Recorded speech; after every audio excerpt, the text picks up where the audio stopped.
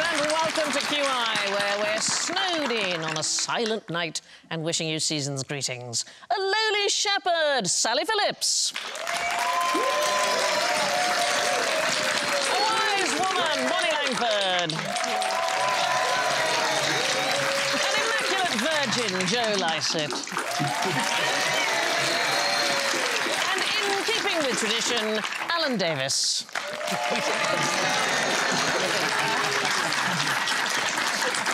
Let's hear their adorable acting. Joe goes...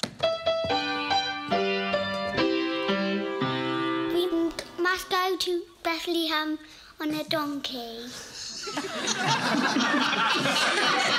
Sally goes... I was just washing my socks when an angel suddenly appeared. Bonnie goes... Behold, I bring you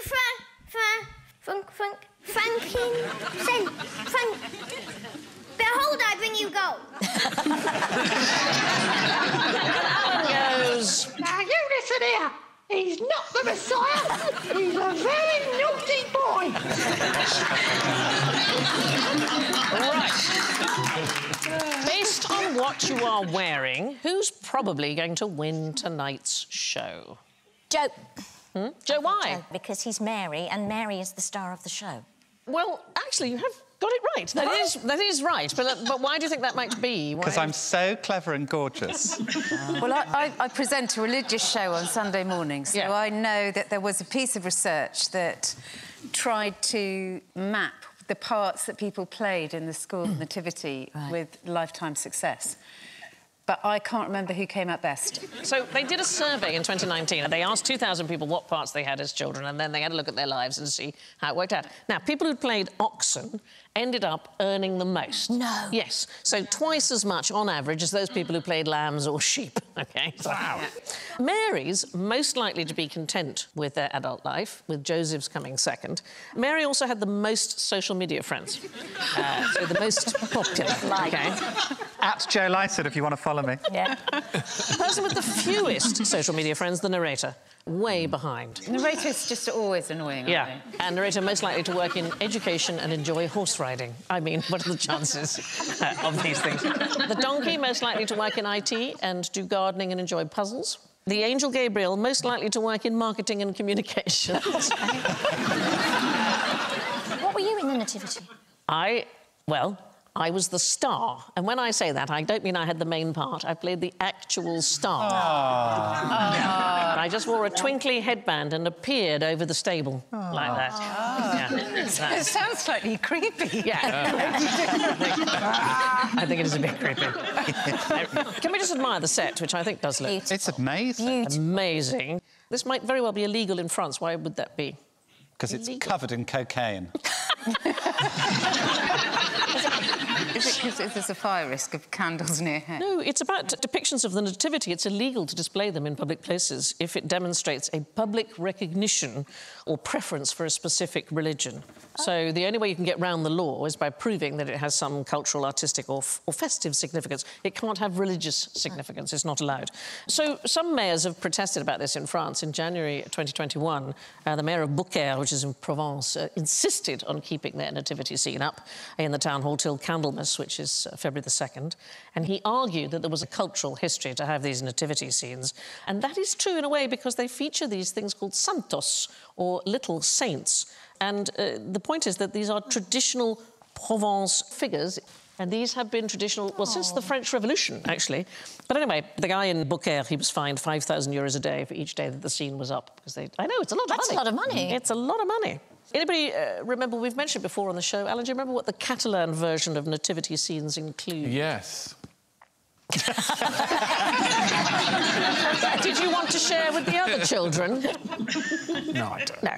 A Caganet? Oh, Caganet, yes. The Caganet is part of the Catalan Is it? Nativity, yeah. It's a crouching, how can I put this politely, defecating statue. Oh, yes, the poo one. The poo one. Yeah. If only I'd said to you the poo It's in one. all the Catalan. Yes. It's a squatting man. That is. It's a traditional symbol of fertility. What's funny about it is that when you go to the area, you can buy these little figures of, this, you know, you can get one of Donald Trump and you can get one of David Beckham, whoever you want to have. I'd want Timmy Mallet.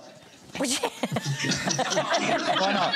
With or without his mallet. Yeah, just Timmy Mallet having a shit. That's what I want for Christmas.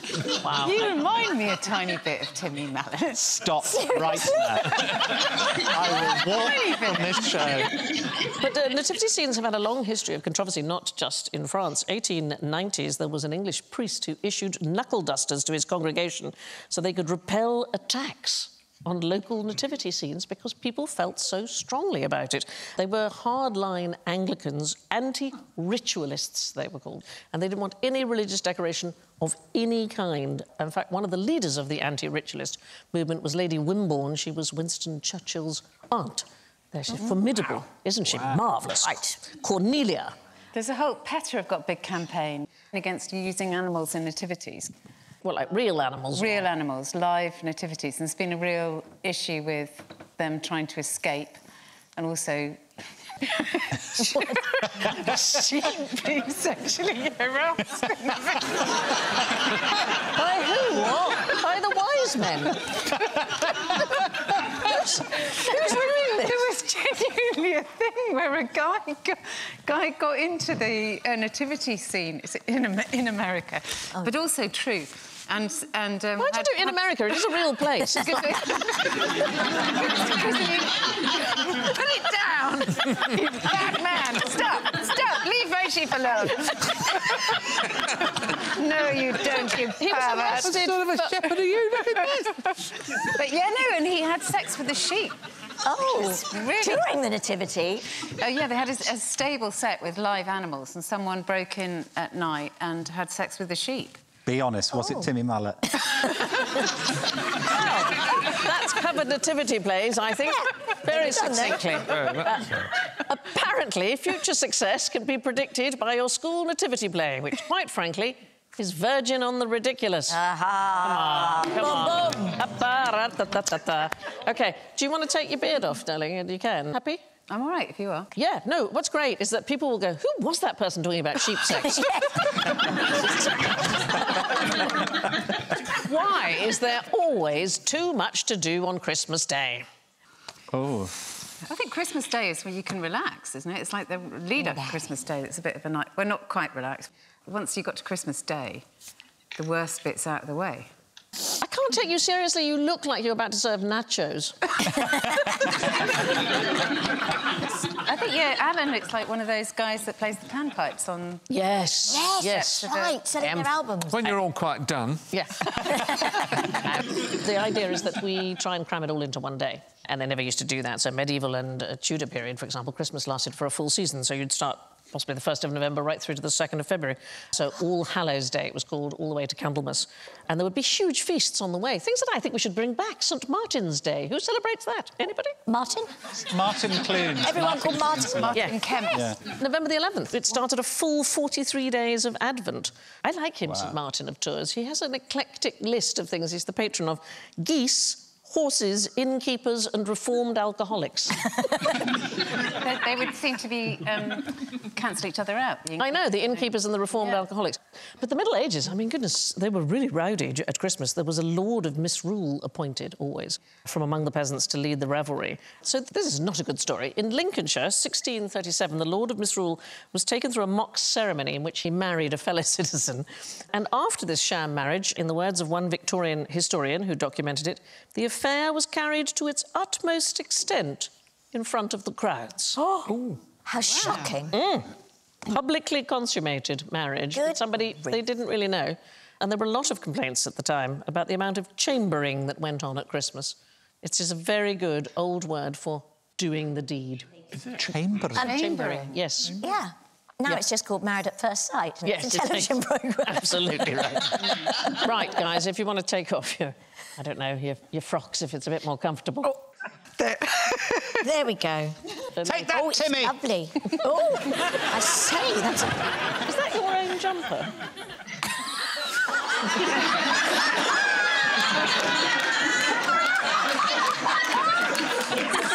No, I borrowed it from Pam St Clement. All like our snow, deep and crisp and even. But what is it mostly made of? Woke lefties, that's what it's full of. Woke lefties. Yeah, snowflakes. Snowflakes. Oh. Yeah. Mainly air, isn't it? Yes, it is mainly air. So, powdery, freshly fallen snow is made up of tiny crystals of frozen water, and each crystal is surrounded by air. So it's incredibly fluffy and porous, and up to 90 to 95% of its total mass is just air. And that's why, when snow melts, it seems like so little of it, doesn't it? Yeah. There's a really good rule of thumb. 1 inch of rain corresponds with about 10 inches of snow. Really? Yeah.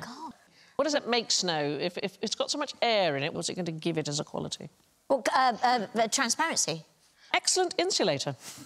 Because it's full of air. So if you're inside a well-built igloo, let's imagine it's minus 40 degrees centigrade outside, your body heat trapped inside all of that air is enough to make it a very nice 16 degrees inside.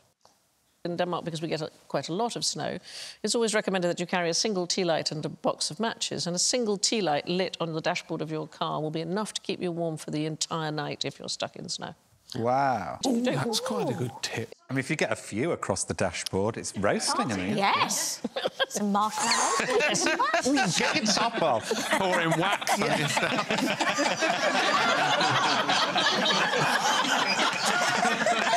Steaming up the windows. Yeah. What's going on in there? We've run out of petrol, bugger off. And ice does not have the same insulating properties as snow. That's why they never build igloos out of ice, although you do get some igloos where a block of ice has been put in as a window.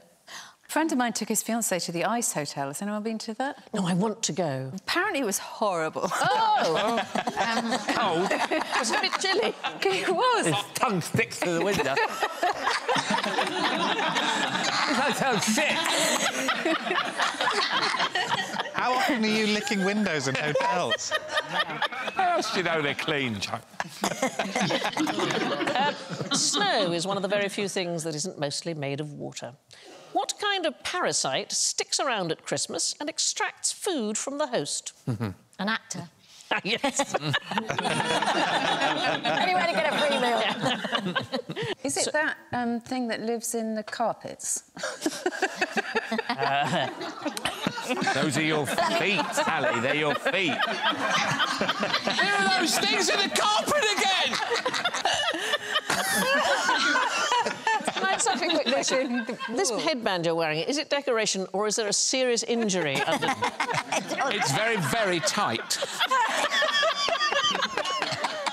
I'm talking about mistletoe. There we go. Hey! Oh, yes. That's parasite. It's a parasite, yes. It's part of the sandalwood family. It sinks its roots into tree branches and then it sucks the nutrients and water that it needs out of it. Wow. So, how are they going to make sure that their seeds are deposited on tree branches rather than on the ground?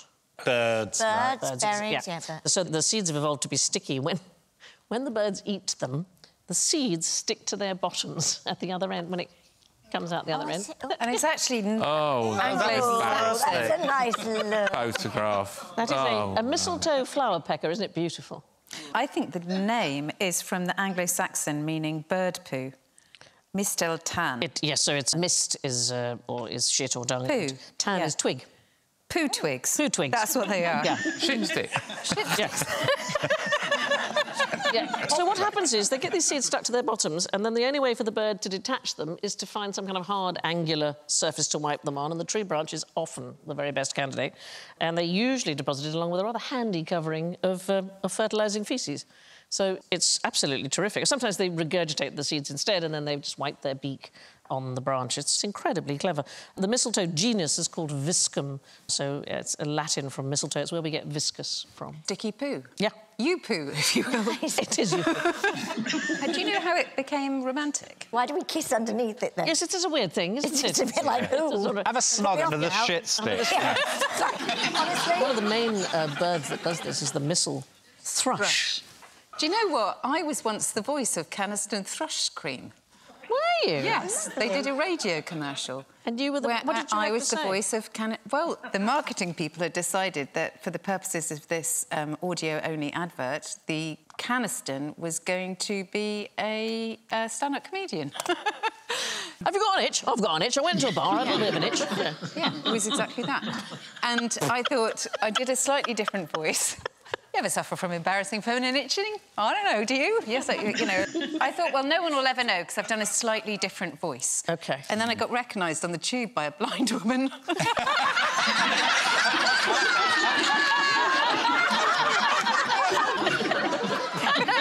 You're the thrush lady. Lady. Recognise that voice anyway. You're hilarious. Anyway, Why are you thrush jokes? why we use it for romance, nobody really knows. It may be associated with fertility by the Druids. The white berries may represent semen, I'm afraid. So, poo, semen and kisses. What can I tell you? Merry Christmas. Right. In the original pantomimes, the lead character magically transformed the scene halfway through by waving around a magic... what? Wand.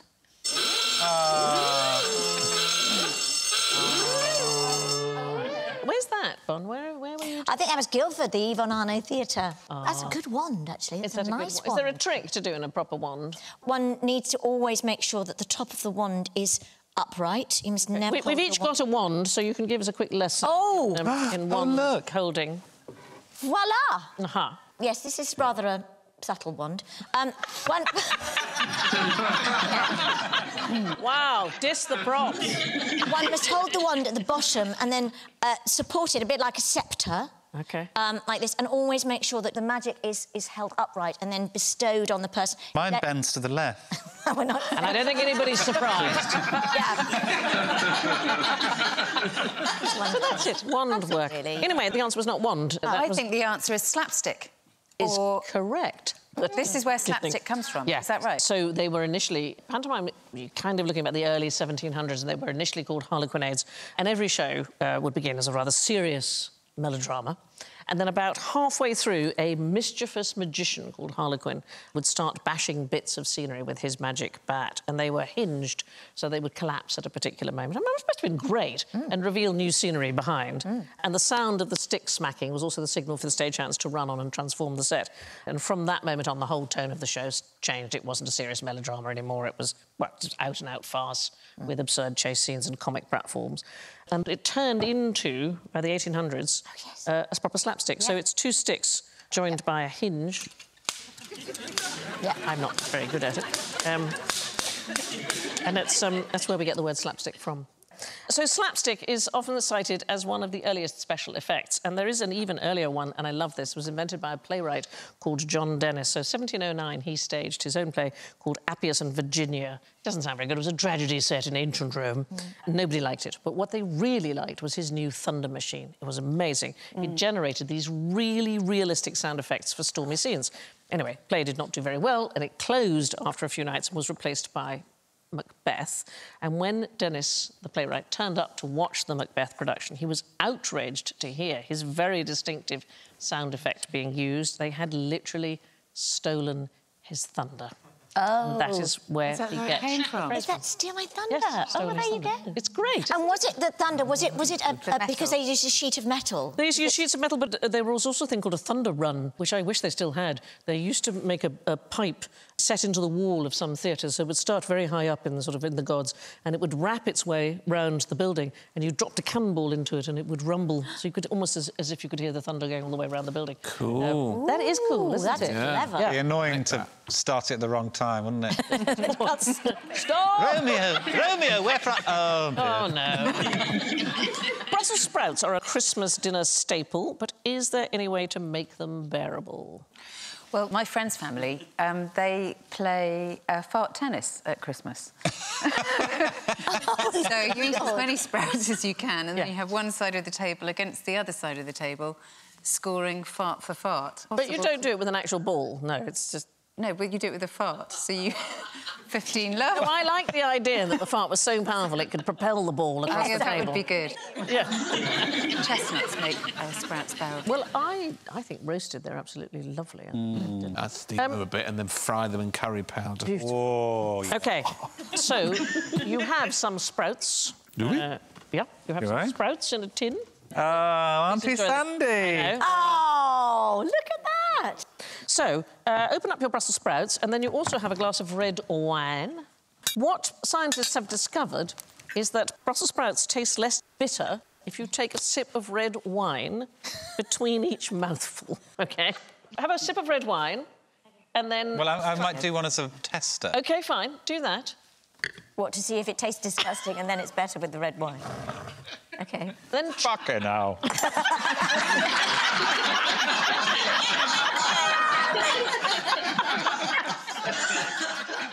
So the astringency of the red wine, so the rough, dry mouthfeel that you get when you drink it, it's possible it stops your saliva being able to pass the bitter taste to your taste buds.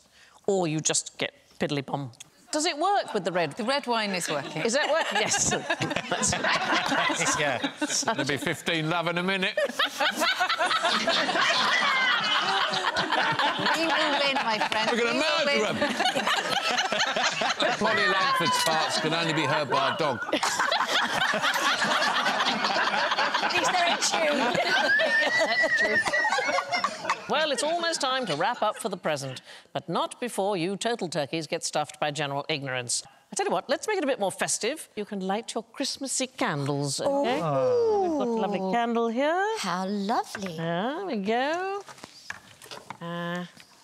Oh, Like that. look at that. Isn't that pretty? It is pretty. Let me light that up. Donkey. That was a very good doorbell. Here's the thing, because of health and safety... Donkey. Oh, God, why did we give you the ass? I now need you to snuff your candles, and you have what you need to snuff them beside you. Oh, very nice. Look at that. OK, so, yeah. Not like that. I didn't do it. I didn't do it. What are we supposed to do with it? In fact, it's an expression that is always used wrongly today. It actually means to cause the candle to burn brighter. And what you do is you do it by trimming the wick in order to make it go brighter. So you cut a little bit of the wick like that, and the flame will go up. It's actually the opposite of what we think it is. Oh. Can I just show you a trick? So, first of all, I'm going to light my lighter. Whoa! Just the smoke. Smoke is enough to draw it back down.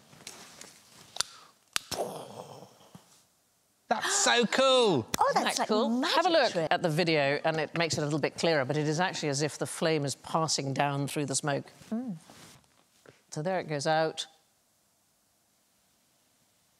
Into the flames, smoke. And look at it travelling.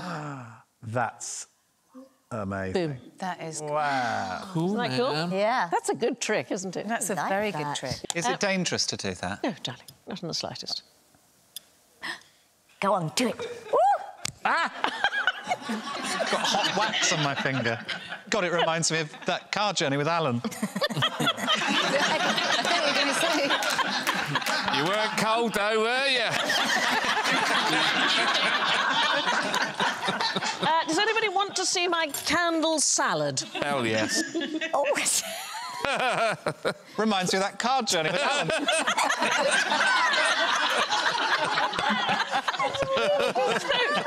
It's hard to believe this was a popular dinner party treat. A popular dinner party treat in America in the 1950s. It was used as a way quite often of introducing children to cooking. It's supposed to represent a candle, OK? It's a banana sticking out of pineapple rings with a cherry, that's the flame, fixed to the top, and the mayonnaise dribbling down the side. Mayonnaise? I'm just saying, it's meant to wrong with these represent candle people? wax. And apparently, people who presented these recipes were totally naive about what it actually really? looked like. What does it look like, Sandy? Those things that live in the carpet. The candle salad was a perfectly innocent culinary treat, and I don't know why anyone would think otherwise. Finally, what was the name of the guy who invented this screwdriver? Go. Yeah, oh. Phillips. Oh. Phillips. No, it's actually the man, Phillips, that it's named after, was a businessman who spotted its potential. It was invented by an Englishman called John Frierson in the 1870s. It's known as having a cruciform orifice. That's the Holy Grail, isn't it? I know, right? Of screwdriver. This businessman, Henry Phillips, he bought the patent, he introduced it to General Motors, and then World War II happened and all the military manufacturers used it. But what else is a screwdriver which is more interesting at Christmas? Angels! Ah! Alcohol. Yes, it is a cocktail. Everybody's got a drink. Have a drink. Ooh, well, hey! Right. Sally, do you know what you've got? Orange juice. It's a screwdriver, apparently a drink that arrived at the end of World War II, either from the armed forces or the oil workers, and most people say it's because they used a screwdriver to mix the vodka in with their orange juice. Ah. But I've got my favourite drink, and it's the S series, so it's champagne. Cheers. Cheers. Cheers. So let's have a look at the scores. Oh, the biggest loser in our nativity with -8. Oh, it's Bonnie. Yes. Thank you. Thank you. In third place with -6, it's Joe. Oh, that's nice. In second place with 2 whole points, it's Alan.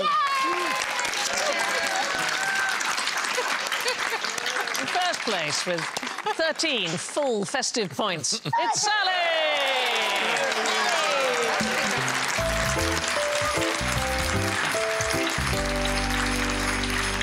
Thanks to Bonnie, Joe, Sally and Alan. And it only remains to say from all of us here, Merry Christmas. Merry Christmas. Merry Christmas. Merry Christmas. Merry Christmas. Merry Christmas! Merry Christmas! Merry Christmas. Merry Christmas, you filthy animal. Merry Christmas. Don't drink it! Happy Christmas. Merry Christmas, cheers! Merry Christmas, I hope you are too. Harriet's pissed. I'm so pissed. Merry Christmas. Happy Christmas. Merry Christmas. Merry Christmas. Happy Christmas, please. Merry Christmas and a Happy New Year. Merry Christmas. Merry Christmas. Merry Christmas. Merry Christmas, Happy New Year. Merry Christmas. Merry Christmas. Merry Nishmas. Wow, it's like Jesus himself wishing it to you. Merry Christmas, one and all. And a very Merry Christmas to you. Merry Christmas. And Nola Connie Eve Galere. Merry Christmas, everyone. Merry Christmas. Merry Christmas. Merry Christmas. Merry Christmas. Happy Christmas. Happy Christmas. That's what I like at Christmas. About all the year round, really. Happy Christmas. Happy Christmas. Happy Christmas. I didn't sell that, did I? Can I do mine again? Do you know what? Happy Christmas. Merry Christmas. Oi! Merry Christmas! Merry Christmas.